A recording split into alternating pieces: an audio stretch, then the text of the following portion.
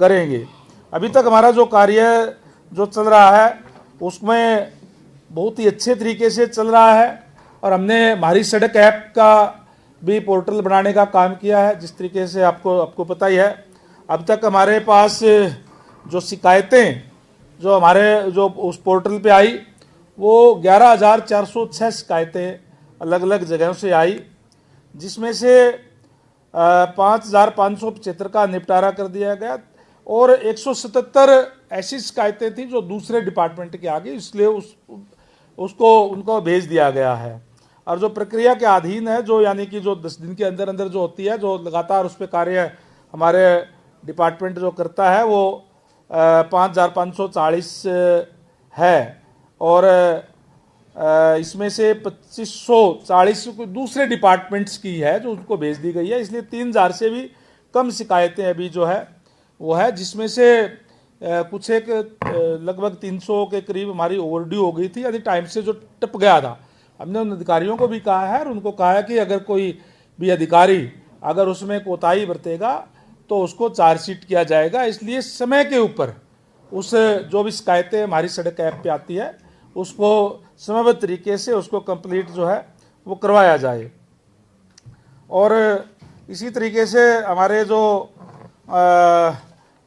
हमारा जो public health है, पब्लिक हेल्थ के अंदर भी लगातार हमारा डिपार्टमेंट जो कार्य कर रहा है और जितने भी जो बड़े गांव हैं उनको हम महाग्राम के तहत हम कार्य कर रहे हैं। इस बजट के भाषण में के अंदर भी माननीय सीएम साहब ने जब विधानसभा में कहा था कि इस साल हम कम से कम 12 गांवों को इस साल के अंदर जो है वो महाग्राम के अंदर वो कंप्लीट उनका काम करने का काम हम कर देंगे।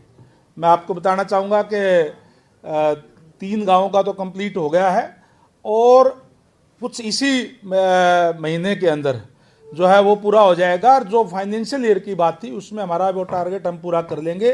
12 गांव नए जो है वो कंप्लीट हो जाएंगे। टोटल जो गांव है हमारे वो 19 ऑलरेडी कंप्लीट हो चुके हैं और लगभग 40 गांवों के अंदर हमारा जो है काम अभी महाग्राम का उस पर चल रहा है, जिसमें से 12 और कंप्लीट जो है इसी फाइनेंशियल ईयर के अंदर हो जाएंगे, जिससे जो गांव हमारे जो बड़े गांव है उनका हम जो सुविधाएं शहर के अंदर है वो सुविधाएं हम उनको गांव को अंदर ही देने का काम करें, ताकि जो गांव से लोग जो है शहर की तरफ ना भागे। चाहे वो 135 लीटर पर कैपिटा के हिसाब से पानी की बात है, चाहे सीवरेज की बात है, सीवरेज ट्रीटमेंट प्लांट की बात है, वो तमाम हम कंप्लीट करके हम उसको देने का काम करते हैं। अभी माननीय सीएम साहब ने इस बजट भाषण के अंदर ये भी कहा था कि हम इस बार 150 किलोमीटर जो है नई सीवरेज लाइन बिछाने का काम करेंगे। हमने वो टारगेट पूरा कर लिया है। अगर हम गांव की महाग्राम की सीवरेज लाइन की ओर जोड़ें तो हमने उससे भी ज़्यादा सीवरेज लाइन इस बार जो है वो बिछाने का काम किया है पूरे प्रदेश के अंदर, लोगों को कंप्लीट सुविधाएं देने के लिए।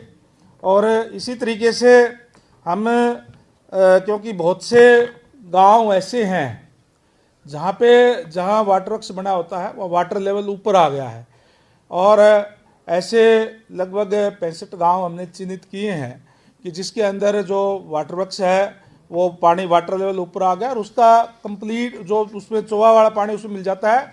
तो कई बार शिकायतें आती है कि जी पानी हमारा ख़राब हो गया, टीडीएस बढ़ गया। हालांकि उसको भी हम समय समय के ऊपर हमारे जो अधिकारी हैं वो लैब के अंदर टेस्ट कराते हैं और टेस्ट कराने के बाद में ही वो पानी सप्लाई करने का काम जो है वो करते हैं।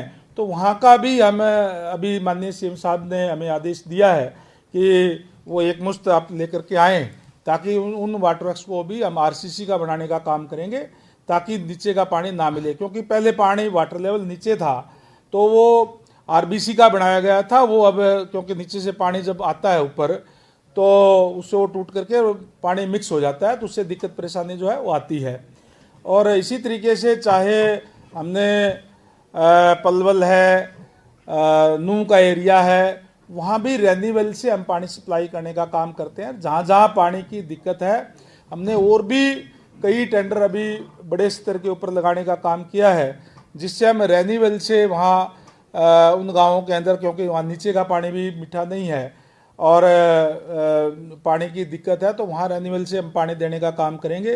पीछे भी मैं फिरोजपुर जिरका गया था, लोगों ने इस बात को, गांव के लोगों ने मुझे स्वयं आकर के बताया कि हमारा पानी जो है ना बहुत अच्छे तरीके से यहाँ पे रेन्यूअल से आ रहा है, जहाँ कभी पानी होता ही नहीं था, बड़ी दिक्कत और परेशानी थी, तो वहाँ भी हम पानी पहुँचाने का काम कर रहे हैं। निष्पक्ष तौर पर अधिकारियों को ये कहा है कि गुणवत्ता के साथ हम कोई समझौता नहीं करेंगे, अगर गुणवत्ता में कहीं कोई कमी पाई जाती है तो हम एक्शन लेंगे, और हमने एक्शन लिए भी हैं। जहाँ जहाँ अधिकारियों ने अगर कोई कोताही बरती है तो उनके खिलाफ चाहे चार्जशीट की बात हो, चाहे सस्पेंड करने की बात हो, वो किया है। आगे भी हमने अधिकारियों को ये कहा है कि आप गुणवत्ता के साथ कार्य करें, अच्छे कार्य करें, ताकि किसी को कोई हमें जो लोगों ने जो मैंडेट दिया है, लगातार तीसरी बार भारतीय जनता पार्टी की सरकार बनाई है और लोग उम्मीद करते हैं कि हमने जो कहा है वो हम पूरा करने का काम करते हैं। लगातार हमारी सरकार इस बात पे कार्य कर भी रही है। जो संकल्प पत्र हमने जो अपने संकल्प पत्र में जो कहा था, जिसको लोगों से वायदे करने का काम किया था, उसको लगातार हमारी सरकार जो है पूरा करने का काम कर रही है। तो इसीलिए आज हमने दोनों डिपार्टमेंट्स की मीटिंग ली थी, जिसमें लोगों को अच्छा पानी मिले, स्वच्छ पानी मिले, समय पर पानी मिले। 55 लीटर पर कैपिटा का हिसाब से हम गाँवों के अंदर पानी दे रहे हैं। जहाँ जहाँ कमी आई है, जहाँ जहाँ ट्यूबवेल एरिया, हम 2 तरीके से पानी सप्लाई करते हैं, एक तो नहर आधारित और एक ट्यूबवेल आधारित। जहाँ ट्यूबवेल आधारित है, कई जगह पे दूसरा इशू भी है, पानी नीचे चल गया है ज़्यादा, और जहाँ पानी नीचे चला गया है कई एरिया के अंदर, सोनीपत भी है इसमें, करनाल साइड में, इस साइड में है, तो जहाँ नीचे चला गया है वहाँ पे भी हम उस पे नहर आधारित पानी देने का काम कर रहे हैं। क्योंकि कई जगह पे जब ज़्यादा चलाने से, नीचे पानी जाने से ट्यूबवेल का जो है पानी खराब हो जाता है, टीडीएस आ जाता है। 500 टीडीएस तक पानी हम अच्छा मानते हैं, 2000 तक भी परमिसेबल होता है। जहाँ पानी की कमी होती है तो हम सप्लाई कर देते हैं, उससे ऊपर तो हम सप्लाई भी नहीं कर पाते। तो जहाँ 1700, 1800, 1500 कोई टीडीएस आ गया है, तो वहाँ पर अब नहर आधारित का भी हम काम कर रहे हैं कि और प्रोजेक्ट बना करके वहाँ भी हम नहरों से पानी देने का काम करेंगे, ताकि हम अच्छा पानी लोगों को दे सकें। हमारा सरकार का ये वायदा है कि जो आदरणीय मोदी जी का नारा है कि हर घर में नल और नल में स्वच्छ जल, उसको साकार करने में लगातार हमारा डिपार्टमेंट जो है वो लगा हुआ है। एक सर, केंद्रीय जल बोर्ड की एक रिपोर्ट आई है, उसमें हरियाणा के 18 जिले ऐसे हैं जहाँ पर पानी जो है वो बहुत खराब है। जो जल शक्ति मंत्रालय की आपने बात कही, वैसे तो इरिगेशन से जुड़ा हुआ होता है। इरिगेशन कई जगह पे इस बात की शिकायतें आती है कि नहर का जो इंडस्ट्रीज का पानी है वो नहर में डाल देते हैं, जिससे पानी खराब हो जाता है। उसको हमारा पोल्यूशन विभाग भी देखता है और इरिगेशन विभाग भी देखता है। हमारे यहाँ जो भी पानी जो आता है, बाकायदा से हम सैंपलिंग कराते हैं और सैंपल करा करके और उसमें पानी को चेक करते हैं। चेक करने के बाद में ही उसको सप्लाई करने का काम हम देते हैं। अच्छा, ये जो आपने बताया कि बोरवेल नीचे चले गए हैं जिनमें वाटर लेवल उठा, कितने ऐसे कोई उसकी करी है, कितने संख्या में कितने हैं और किस एरिया में ज़्यादा है? खासकर जो हम जो बोरवेल का पानी देते हैं वो सोनीपत है, पानीपत भी है। आरसीसी का बेस बनाना है नहीं, जब पानी जहाँ ज़्यादा आ गया वहाँ तो जहाँ हमारे जो वाटर वर्क्स बने हुए हैं उसमें है, हिसार भी है, सिरसा भी है, कई जगह फतेहाबाद के अंदर भी है, भिवानी के अंदर है। ये ऐसे एरिया है जहाँ पे वाटर लेवल ऊपर आ गया, जहाँ हमारा वाटर वर्क्स बना होता है और वहाँ पानी ऊपर आ जाता है, तो जो ब्रिक्स के बने होते हैं वो नीचे से उसकी जो फर्श है वो टूट जाता है और पानी मिक्स हो जाता है। जब पानी मिक्स हो जाता है ऊपर चलेगा तो टीडीएस बढ़ जाता है, वो फिर पीने योग्य नहीं रहता या उसका टेस्ट चेंज हो जाता है। लोग उसकी शिकायत करते हैं कि हमारा पानी जो अच्छा नहीं आ रहा। ऐसे कितने हैं सर? इससे लगभग 65 हमने वाटर वर्क्स चिन्हित किए हैं, जिसमें 65 गांव थे मेरे ख्याल से। टोटल हिसार के 65 थे, उससे मेरे 65 आंकड़ा ध्यान रहा। इससे टोटल हमारे 223 ऐसे वाटर वर्क्स है, जिसमें हिसार, जींद, भिवानी, रोहतक, सोनीपत, झज्जर और सिरसा, ये ऐसी जगह पे हैं जहाँ ब्रिक्स के बने हुए थे, क्योंकि वाटर लेवल पहले नीचे था और अब वो पानी ऊपर आ गया। ऊपर आने से वो पानी मिक्स हो गया। तो 223 ऐसे जलघर है जहाँ पे ऐसी दिक्कत परेशानी आई है। जिसका हम आने वाले समय के अंदर उसका आरसीसी का हम बनाने का काम करेंगे ताकि लोगों को ठीक पानी मिल सके। मंत्री जी, आपने जैसा कि बताया कि दूषित पानी को लेकर के सैंपलिंग होती है, कुछ पाई है कहीं से सैंपलिंग की रिपोर्ट ऐसी जहाँ दिक्कत है। दूसरा, जो नेबरिंग स्टेट है, अभी पीछे हरियाणा के मुख्यमंत्री की राजस्थान के मुख्यमंत्री से भी मुलाकात हुई थी, दूषित पानी का मसला उसके अंदर भी सामने आया था। और दिल्ली से भी लगातार ये देखने के लिए मिलता है कि जो पानी हरियाणा की ओर जाता है उसमें भी काफ़ी दिक्कत। हालांकि वो अलग अलग महकमे की बात हो सकती है, लेकिन सिंचाई और पेयजल के लिए वो पानी भी कई जगह इस्तेमाल होता है। इसके लिए क्या योजना है? जैसे मैंने पहले कहा कि जो कोई इंडस्ट्रीज है अगर उसको नहर के अंदर पानी डालती है तो उसको हमारा पोल्यूशन विभाग देखता है और नहर विभाग ही हमारा देखता है। और उसको, क्योंकि हर जगह पे वैसे तो ट्रीटमेंट के लिए उनको आदेश दिए हुए हैं, अगर कहीं अगर गलत करता है तो उसको सील करने का काम भी जो हमारा पोल्यूशन विभाग करता है। और सर वहाँ तो क्लियर देखा जा सकता है, फरीदाबाद के एरिया के अंदर या और इंडस्ट्री वेस्ट इतना ज़्यादा है, वो पानी का अपने आप देख करके लोग बता सकते हैं, सैंपलिंग की तो जरूरत ही नहीं, उसकी स्मेल या फिर वो चीज़ें बता सकती है। लेकिन धरातल पर वो चीज़ें उतनी ज़्यादा प्रभावी नहीं है, उसके लिए आप क्या कदम उठाएंगे? नहीं, मैंने जैसे कहा कि ये जो अलग अलग विभाग है वो विभाग देखने का काम करते हैं। इरिगेशन विभाग और हमारा जो पोल्यूशन का विभाग है वो इसको देखने का काम करता है। पोल्यूशन कंट्रोल विभाग जो है उसके ऊपर वो कार्रवाई भी करते हैं समय समय के ऊपर, और अभी उस पर काफ़ी कंट्रोल किया भी है उसमें। और बहुत जो इंडस्ट्रीज जहाँ पे ट्रीटमेंट का नहीं लगा था वहाँ उनको आदेश दिए हैं कि इस पानी को जो निकलता है यहाँ से उसको ट्रीटमेंट करके ही आगे बाहर उसका निकाला जाए या ज़मीन में डाला जाए, क्योंकि अगर वो ज़मीन में भी सीधा डाल देते हैं तो नीचे का पानी भी खराब हो जाता है। जो आपने कहा कि सैंपलिंग से, तो सैंपलिंग का जहाँ जहाँ भी हमने बताया कि कई जगह पे जो ट्यूबवेल का पानी है, जो हम ट्यूबवेल आधारित पानी होता है, उसके अंदर ज़्यादा नीचे गहरा जाने से टीडीएस उसका बढ़ गया, और उसको जहाँ जहाँ भी टीडीएस बढ़ा है वहाँ हमने नहर आधारित की प्रपोजल बढ़ा रहे हैं। इसकी सर आपको लगता है कमेटी जो है होनी चाहिए, क्योंकि अलग अलग विभाग पर डाल दी जाती है कि ये तो इरिगेशन देखेगा या ये पोल्यूशन डिपार्टमेंट का काम है, क्योंकि अगर पेयजल से या सिंचाई जल से नहीं, कमेटी तो डिपार्टमेंट बने हुए हैं, हमारे अधिकारी भी है, अधिकारियों की कमेटी भी है, सारी चीज़ है, उसको देखते भी है और उसको कंट्रोल करने में लगे हुए भी है। हमारी सड़क ऐप की सर आपने बात की, मैं अभी फोन में ही उसको चेक कर रहा था, करीब 75 से 80% रिव्यूज जो है वो उस ऐप के से सेटिस्फाइड लोगों के नहीं है। किसी का ऐप की जो जिस तरीके का इंटरफेस है उससे शिकायत है, किसी का कहना है कि कई सप्ताह हो चुके अब तक निवारण नहीं हुआ है। अधिकतर उसके अंदर रिव्यूज आप भी देख सकते हैं खोलकर। नहीं, मैं आपको ये तो रिकॉर्ड है, आप इसमें देख भी सकते हैं कि जितने 1.9 जो 5 में से सर जी क्या जो रिव्यू आ रहा है ऐप के अंदर, नहीं, जो जितने भी इसके ऊपर जो शिकायत है, ये हमारी सड़क ऐप, एक तो मैं आपको बता दूं कि ये कई डिपार्टमेंट्स का इकट्ठा है। इसमें पंचायत विभाग की भी है, HSIDC भी है, HSVP भी है, मार्केटिंग बोर्ड भी है, हमारे जो पंचायत विभाग है उसका भी है, PWD का भी है, और उसमें कहीं की भी कोई है वो अपने उसके अंदर शिकायत जो है वो कर सकता है। और जिस विभाग की होती है उसी विभाग को फिर वो जाती है। अगर कई बारी जो है वो मार्किंग नहीं की होती तो वो पंचायत विभाग की है या कोई कच्चे रास्ते की भी है, मान लो वो भी उसने डाल दी तो वो भी विभाग को आ जाती है। फिर वो हमारे अधिकारी उस विभाग को भेजने का काम करते हैं जिसकी भी विभाग की वो होती है। तो उसके ऊपर हमने जितनी भी शिकायतें आई हैं उसका निवारण करने का काम जो है उसमें किया है, बाकायदा से आंकड़ा भी है हमारे पास है। आपके महकमे ने अपनी तरफ से निवारण कर दिया?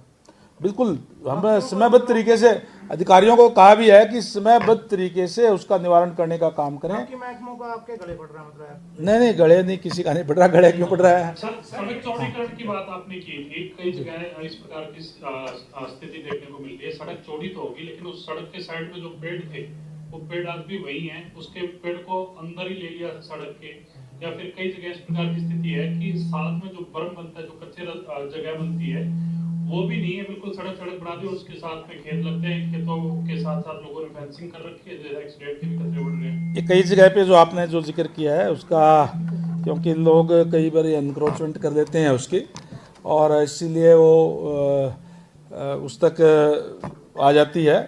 बाकी तो जहाँ तक आपने पेड़ की बात कही, तो कोई भी पेड़ अगर आता है तो हम उसको कटवा करके से फॉरेस्ट विभाग से, और उसके बाद में ही बनाने का काम करते हैं। कोई पुरानी बनी हुई तो अलग बात है, और इस टाइप की भी कोई होगी तो उसको भी हम ठीक करवाने का काम जो है वो करेंगे। इसके अलावा भी हम मॉडल रोड का भी हमने कहा है कि अभी इसी साल में ही हम लगभग 11 मॉडल रोड हम इसको बनाने का काम करेंगे, जो हर एक अलग अलग उस जिलों के अंदर होगी, जिसमें जो मिनिमम 5 किलोमीटर की होगी, कहीं की जगह 10-12 किलोमीटर की भी है, वो भी हम बना रहे हैं, जिसमें लाइट का, पानी निकासी का और हर तरीके की जो पेड़ पौधे लगा करके और बहुत ही सुंदर जो रोड है वो मॉडल रोड हम उसको बढ़ाएंगे। और उसका यही होगा कि हम हमारा जो टारगेट है कि आने वाले समय के अंदर हम इस तरीके की सड़कें हरियाणा प्रदेश के अंदर बनाएं। सर धुंध का टाइम है सर, वाइट पट्टियां बहुत सी ऐसी सड़कें हैं जहाँ पर नहीं है। साइन बोर्ड आप अभी आप जा करके देखें जसूजा जी, आपको हर जगह पे वाइट पट्टी लगी हुई मिलेगी। पूरे प्रदेश के अंदर केवल आज की डेट के अंदर 10-12 किलोमीटर सड़क बची है, सारी की सारी हमारी कंप्लीट हो गई, और वो भी कल या परसों तक पूरी कंप्लीट जो है वो पट्टी लग जाएगी। और हमने लगभग इस पे 8 करोड़ रुपए खर्च करके वाइट पट्टी लगाने का काम किया है। जो डीएलपी पेड के अंदर थी उन एजेंसीज से भी हमने वाइट पट्टी लगाई है, पूरे प्रदेश में हमने लगा दी है। मंत्री जी काम चल रहा है काफी लंबे समय से। जो पानी की सप्लाई होती है खासतौर से ग्रामीण क्षेत्रों में, क्या चार्ज आप ले रहे हैं इसमें, और इससे पहले चार्ज कब बढ़ा था, चार्ज बढ़ाने की योजना है कि कितना चार्ज? देखिए पवन जी, चाहे तो यह है कि आज के दिन कोई चार्ज नाम मात्र का हमारा आ नहीं रहा, और इसका बना हुआ तो है कि हम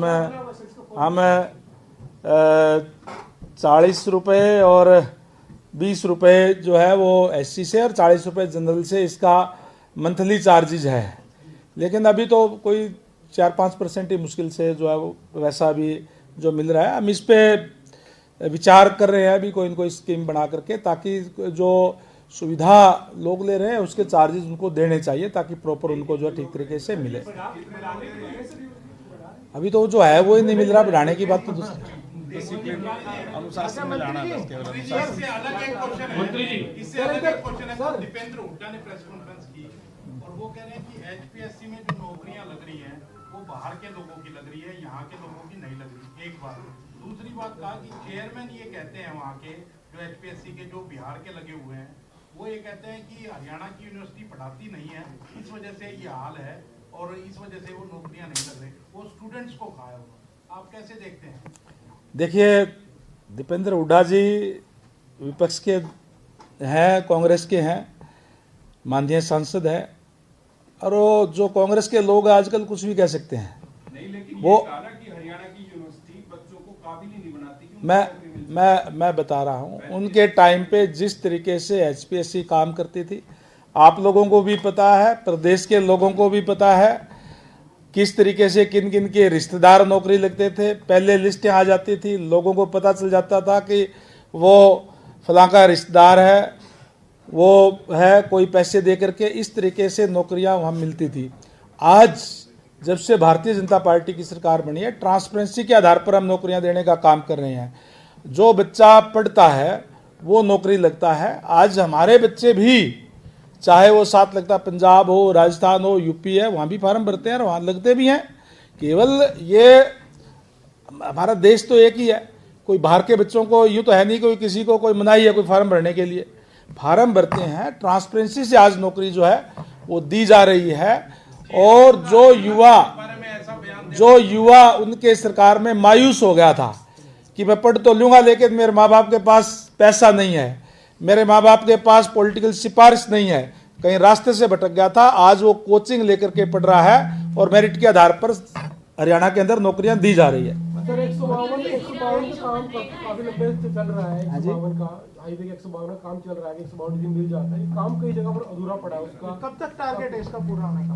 152 डे का 152 डी तो ठीक है। ये NHI इसको देखता है, ये हमारा जो PWD का नहीं है, लेकिन वो काम लग रहे हैं, लगातार कंटिन्यूस काम वहाँ चल रहा है। सर कांग्रेस का एक आरोप था, कल प्रेस कॉन्फ्रेंस में कहा था कि हरियाणा में टोल टैक्स जो सबसे ज्यादा है, टोल लगता है कि गुजरात में औसतन 200 किलोमीटर के बाद एक टोल आता है, हरियाणा में औसतन 45 किलोमीटर के बाद टोल आ रहा है, तो गुजरात देश में हरियाणा में टोल लगाए गए। देखिए, आज मैं समझता हूँ कि हरियाणा प्रदेश के अंदर हर एक जिला नेशनल हाईवे से जुड़ा हुआ था, और जब हम ये सुविधा लेते हैं तो स्वाभाविक है, टोल तो एक उनका एक सिस्टम है, टोल रोड वो बने हैं तो टोल तो उसमें लगता ही है। लेकिन आज हरियाणा प्रदेश के अंदर डबल इंजन की सरकार है और उसका लाभ हमें मिल रहा है। हमारा हर एक जिला नेशनल हाईवे से जुड़ा हुआ है और उसका लाभ हमें सबको इसका मिल रहा है। सर नियम क्या कहते हैं, टोल के नियम क्या कहते हैं, कितने किलोमीटर के बाद दूसरा टोल लग सकता है सर? मैं ये जो टोल है वो NHAI के है, ये कोई हरियाणा या PWD विभाग के या हरियाणा सरकार की तरफ से नहीं लगाए गए हैं, वो उनके जो नियम कायदे उन्हीं के अनुसार उन्होंने लगाए हुए हैं। बहुत बहुत धन्यवाद। आपने कहा 18 फुट से कम कोई सड़क नहीं रहेगी जो PWD, ऐसी कितनी सड़क है?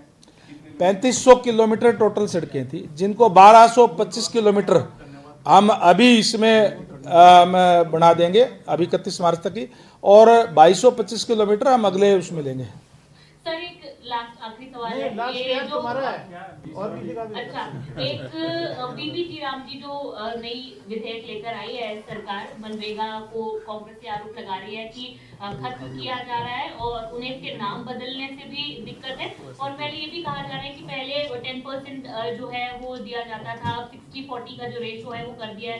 पहले डिमांड जो है उन्होंने ली की जाती थी, और ये भी क्योंकि बीजेपी ये कह रही है कि मनरेगा में बहुत भ्रष्टाचार था, घोटाले होते थे, तो अब कांग्रेस ये आरोप लगा रही है कि 11 साल में बीजेपी ने इसको ठीक क्यों नहीं किया? ठीक करने के लिए ही तो वीबी जी राम जी लेके आए हैं। देखिए, ये मैं तो जिला परिषद का मेंबर भी रहा हूँ, और जब जिला परिषद का मेंबर मैं था तो इसका नाम SGRY होता था, उससे पहले जवाहर रोजगार योजना था, और इसका नाम नरेगा भी था, और अब मनरेगा भी इसका नाम था। और उन्होंने क्यों चेंज करने का काम किया था? किसी भी योजना को ठीक करने के लिए, उसमें और ज़्यादा लाभ देने के लिए ये वीबी जी राम जी लेकर के आई है हमारी सरकार, और इसके अंदर पहले से ज़्यादा लाभ हमारे श्रमिकों को मिलेगा। श्रमिक जो है इस देश को विकसित बनाने में अपना खून पसीना लगाने का काम करता है, उनको ज़्यादा से ज़्यादा सुविधाएं मिले। जहाँ पहले 100 दिन की रोजगार की गारंटी थी, अब 125 दिन की है, और हरियाणा के अंदर तो 10,000 सालाना और ज़्यादा मिलेंगे उनको, क्योंकि हरियाणा के अंदर सबसे ज़्यादा न्यूनतम मजदूरी है 400 रुपये के हिसाब से दी जाती है, 25 दिन का एक्स्ट्रा उनको मिलेगा। तो अब जब ज़्यादा श्रमिकों को सुविधा देते हैं तो भी कांग्रेस के लोगों को तकलीफ है। मैं तो उनको ये कहूँगा कि पहले इसको अच्छी तरीके से पढ़े योजना को, और उसके बाद पे इस पर टिप्पणी करने का काम करें। एक ये आरोप भी था कि 10 लाख से 1 मिनट यार 10 लाख से ज्यादा मजदूरों ने अप्लाई किया था, और केवल जब से 8 लाख में किया था, 2106 लोगों को सिर्फ काम मिला। कब, कहाँ? यहाँ पे मनरेगा में मनरेगा में ये पता नहीं वो आंकड़े कहाँ से लेकर के आते हैं, मुझे नहीं पता। मैं तो हरियाणा की बात करता हूँ, हमारे यहाँ तो आप बताओ ना, 21 ही है कि सारे? वो फिर जवाब गलत होगा।